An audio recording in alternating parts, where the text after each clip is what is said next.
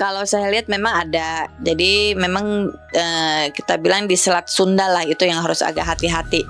Nah di dekat-dekat situ bahwa ada gempa dan juga disusulin dengan gelombang air yang cukup lumayan besar. Itu kita bilang tsunami, tapi bukan kayak tsunami tahun yang dulu hitungannya, hitungannya, tapi enggak sebesar kayak tsunami dulu. Kalau saya lihat itu untuk gempa megatrust itu untuk di tahun ini masih belum sampai lah bilangnya ya, amit-amit ya hitungannya. Cuma mungkin memang ada gempa-gempa hitungannya, tapi kalau untuk sekencang kayak megatrust itu belum.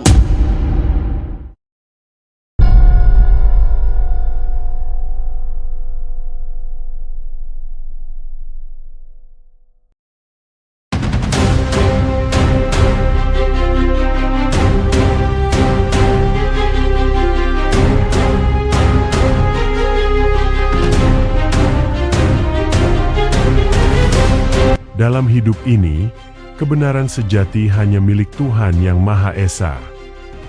Apa yang akan kita bahas hari ini, hanyalah prediksi yang tidak selalu harus dipercaya. Namun, bagaimana kalau prediksi itu satu persatu perlahan benar-benar menjadi kenyataan? Menjelang akhir tahun 2025, berbagai paranormal memperingatkan tanda-tanda bencana besar. Apa sebenarnya yang sedang terjadi? Mungkinkah ada sesuatu yang jauh lebih besar sedang menanti di balik semua ini? Untuk menjawab rasa penasaran kita semua, kali ini kita akan mengupas tuntas ramalan terbaru mengenai peristiwa tersebut. Jangan lupa klik tombol like, komen, share dan subscribe, serta nyalakan tombol loncengnya agar kalian tidak ketinggalan mengenai topik pembahasan menarik lainnya. Menjelang akhir tahun 2025, cuaca mulai menunjukkan gejala yang tidak biasa, mulai dari angin kencang hingga hujan deras. Berbagai paranormal sudah menuturkan bahwa sejak awal tahun, tanda-tanda alam sebenarnya sudah memberi peringatan. Bagi sebagian orang, mungkin percaya bahwa ini hanya perubahan cuaca ekstrim biasa. Tapi bagi mereka yang mengerti ada sesuatu yang lebih dalam dari sekadar perubahan cuaca. Ia menjelaskan, wilayah seperti Jakarta, Bogor, hingga Sukabumi patut meningkatkan kewaspadaan. Dan menurutnya, itu bukan hanya sekadar fenomena alam, melainkan teguran halus bahwa manusia mulai abai terhadap keseimbangan alam. Memang dari sebelum-sebelumnya kan Cece sudah meramalkan bahwa cuaca kita menjelang akhir-akhir tahun ini memang harus agak waspada ya, terutama ya angin. Ya, angin ini kan kita bilang dari hujan yang lumayan cukup besar beserta dengan angin dan juga beserta dengan petir-petir. Nah, kita kan biasa rata-rata kan kalau kita di Jakarta atau mungkin di Bogor, Sukabumi itu kan kebanyakan kan banyak pohon-pohon yang gede, nah yang cukup udah tua. Nah kita takutkan dengan hal ini banyak pohon-pohon yang tumbang. Ya kita bilang memang kayak semacam pesan lah buat kitanya semua itu. Jadi harus bisa kita harus bisa menjagalah lingkungan sekitarnya kita semua. Terus juga dibudidayakan pohon-pohon, jangan sembarangan itu ditumbang, dipotong kayak gitu. Ataupun hitungannya kan kita punya alam juga, hitungannya jangan diuruk gitu, batu-batu atau apa itu. Nah makanya kan itu bikin yang di atas itu marah.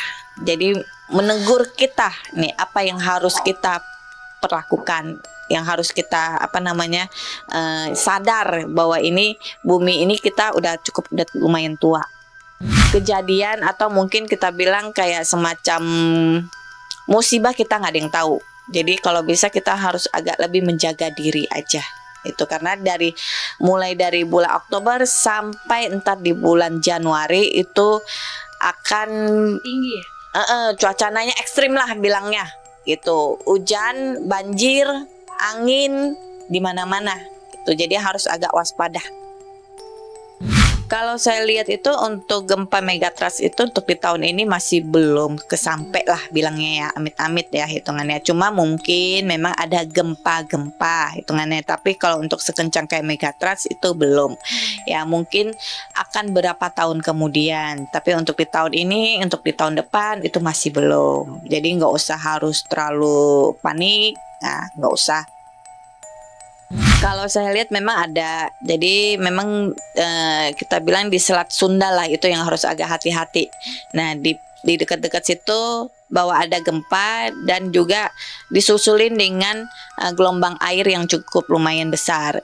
Itu kita bilang tsunami, tapi bukan kayak tsunami tahun yang dulu hitungannya, enggak hitungannya, tapi enggak sebesar kayak tsunami dulu. Dari awal tahun kan Cece sudah meramalkan bahwa hati-hati nih ya, bahwa akan ada virus baru tapi lebih dampaknya terkena dengan anak-anak kecil. Nah sekarang buktikan hitungannya kan, nih banyak anak-anak kecil itu kena ya, dari demam, flu, batuk yang berkepanjangan ya, ada yang sampai sebulan, 2 bulan, 3 bulan sampai nggak banyak yang tumbang lah, itu anak-anak kecil banyak yang rewel. Dicampur dengan faktor cuacanya lagi kurang bagus, kadang hujan, kadang panas, beserta dengan angin. Nah itu makanya bisa dikaitkan dua, karena virus ini bekerja dengan cuacanya yang seperti kayak gini nih. Nah dan juga banyak terjadi serangannya itu ke anak kecil. Jadi buat para orang tua ya, yang mempunyai anak-anak kecil gitu kan, nggak usah terlalu keluarlah kemana-mana atau stop dulu, karena kan cuacanya lagi kurang bagus. Terus juga kan anak kecil itu kan peka ya, rawan ya, ketepak sebentar ketemu orang yang sakit aja langsung cepat ketepak gitu. Jadi harus agak lebih ekstra lah kasih mereka vitamin, makan makanan sehat. Kalau untuk titik-titiknya itu memang kita harus agak rawan-rawan di daerah-daerah pegunungan ya, itu, atau mungkin longsor itu hitungannya yang mungkin tinggal di pinggiran kali, itu yang harus agak hati-hati, karena kan kita bilang cuaca ini kita nggak tahu ya, karena kan terkikis-kikis tanah atau batu-batu itu takutnya pas kita lagi tidur nyenyak-nyenyak malam-malam, nah itulah terjadi. Yang harus agak hati-hati itu di daerah Pulau Jawa, itu yang harus kita lebih waspada. Paranormal pun juga melihat adanya tanda-tanda besar dari alam yang tak bisa dianggap biasa. Dalam pandangannya, sebuah keluarga kecil akan menjadi bagian dari kisah memilukan di balik bencana longsor yang akan datang. Dan yang lebih mengejutkan, peringatan ini bukan sekadar tentang tanah yang bergerak, melainkan tentang alam yang mulai berbicara. Ia melihat, cuaca akan menunjukkan perubahan yang tak biasa. Dari hujan deras yang berganti menjadi kemarau panjang, hingga berbagai penyakit bisa kembali bermunculan. Semua ini menjadi tanda bahwa tubuh manusia mulai kesulitan beradaptasi dengan perubahan iklim. Ada, jadi kan ntar hitungannya kalau Cece lihat tadi, memang ntar ada sebuah keluarga kecil kita bilangnya ya, yang akan tertimpa dalam longsor itu dari orang tua sama anak-anaknya itu saya lihat itu masih kecil-kecil lah. Itu adalah tangisan dalam satu keluarga yang tertimpa dalam longsor. Kalau saya lihat itu yang cukup lumayan tragis itu adalah longsor ya. Itu akan banyak tangisan ya yang akan terjadi. Kalau saya lihat itu bisa sampai Desember. Ya, jadi penyakit ini, virus ini bisa sampai Desember. Nah, itu dari Februari sampai kita punya beberapa bulan ke depan itu harus agak hati-hati, karena itu akan masuk musim kemarau yang cukup lumayan panjang, dan juga yang benar-benar yang panas teriknya minta ampun panasnya. Jadi kita harus agak hati-hati nih hitungannya. Apa nih yang harus kita hati-hati nih? Nah, kita yang paling takut itu adalah penyakit DBD atau kita bilang tipes, yang harus hati-hati. Ya, dari hujan lumayan cukup tinggi tiba-tiba berubah ke musim kemarau. Kalau saya lihat untuk cuaca ekstrim hitungannya memang kan yang harus agak hati-hati itu di bulan Desember. Jadi buat teman-teman yang mungkin ingin berpergian di jauh di bulan-bulan Desember harus agak hati-hati, cari hari yang mungkin cuacanya yang lagi bagus. Kalau lagi cuaca lagi kurang bagus, ditunda dulu ada dalam perjalanan ini. Jadi gini, kalau misalkan ya kita kan sekarang kan dilanda dengan hujan yang cukup lumayan parah ya, angin yang cukup lumayan kencang, terus juga petir ya yang lumayan gede. Jadi pas lagi cuaca hujan besar, mungkin kalau misalkan dalam perjalanan stop dulu ya, berteduh dulu di mana atau mampir dulu kemana.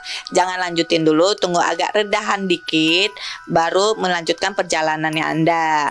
Dan juga nih biasanya kan anak-anak gadget hitungannya, atau mungkin yang orang-orang tua nih hitungannya susah dibilangin. Kalau lagi petir-petir gini, hujan gede ini, handphone tolong di off dulu kan, jangan memancing hitungannya, kadang itu bisa memancing petir itu. Jadi ntar kesambar petir pas lagi hujan-hujan kan nggak lucu. Jadi ya kalau bisa ya dimatiin dulu lah, jangan mainin handphone gadget dulu deh kalau misalkan yang lagi hujan gede, petir yang gede. Nah, ini kita kan lagi rame masalah hujan mikroplastik. Secara logika, mungkinkah Tuhan Allah Subhanahu wa Ta'ala melakukan seperti itu? Nggak ada kepikiran mungkin ya Allah untuk melakukan seperti itu. Kenapa air hujan yang begitu indahnya turun untuk membasahi bumi, untuk membuat bumi ini menjadi subur, kok tiba-tiba mengandung mikroplastik? Tandanya apa? Ada udara di atas sana yang sedang tidak baik-baik saja. Jadi ketika air hujan turun akan menjadi mikroplastik. Tujuannya apa? Tuhan ingin memberitahu bahwa ada hal yang sedang kau hadapi gitu. Saya rasa kali ini benar-benar Tuhan turun langsung.